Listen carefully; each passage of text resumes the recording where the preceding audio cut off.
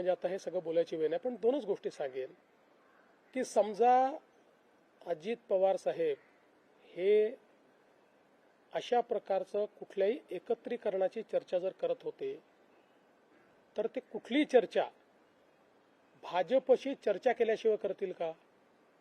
त्यामुळे ते जर चर्चा करत असतील तर त्यांनी भाजपशी चर्चा केली असेल, ते करत नसतील तर वेगळी गोष्ट आहे. त्यामुळे मला असं वाटतं की पहिल्यांदा तर हे लक्षात घेतलं पाहिजे. पुन्हा एकदा सांगतो, चर्चा करायची नाही करायची, विलिनीकरण करायचं, सर्वस्वी 100% राष्ट्रवादी काँग्रेस पक्षाचं डोमेन आहे. हा आमची अपेक्षा एवढी असेल, कुठलाही निर्णय घेण्याच्या आधी त्यांनी आमच्याशी चर्चा एकदा करावी आणि ते करतातच आणि ते पुढेही करतील. त्यामुळे याही संदर्भात दुसरं, समजा अजित पवार साहेब अशा प्रकारच्या चर्चा करत होते तर ती चर्चा ते एनडीएतनं बाहेर पडण्याकरता करत होते का? ते का सरकारमधनं बाहेर पडणार होते का? त्यांनी तो स्पष्टपणे सरकारमध्ये ते स्टेबल होते. त्यामुळे रोज काहीतरी कन्फ्युजन तयार करायचं आणि मग आपली इकोसिस्टीम वापरून ते कन्फ्युजन इको करायचं, ही पद्धती अयोग्य आहे, ही योग्य नाही आहे.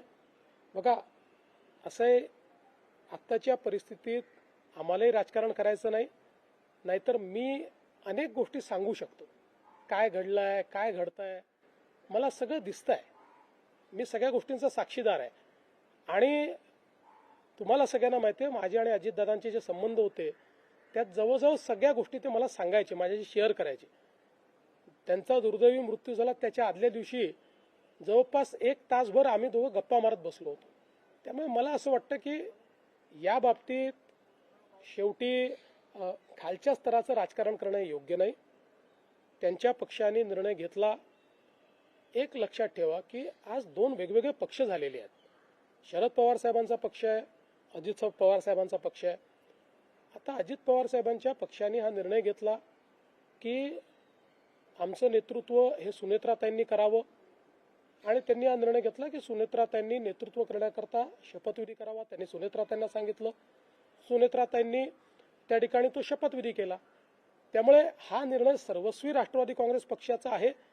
आमची पहिल्या दिवशीपासून एक भूमिका आहे की आमचे साथीदार कोण आहेत तर राष्ट्रवादी काँग्रेस पक्ष, अजित पवार यांच्या नेतृत्वातला राष्ट्रवादी काँग्रेस पक्ष.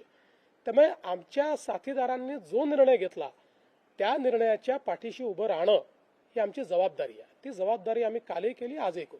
राज्याच्या कानाकोपऱ्यातील महत्त्वाच्या व ताज्या बातम्या पाहण्यासाठी महाराष्ट्र माझा या न्यूज चॅनलला यूट्यूबवर सबस्क्राईब करा आणि बेल आयकॉन प्रेस करा.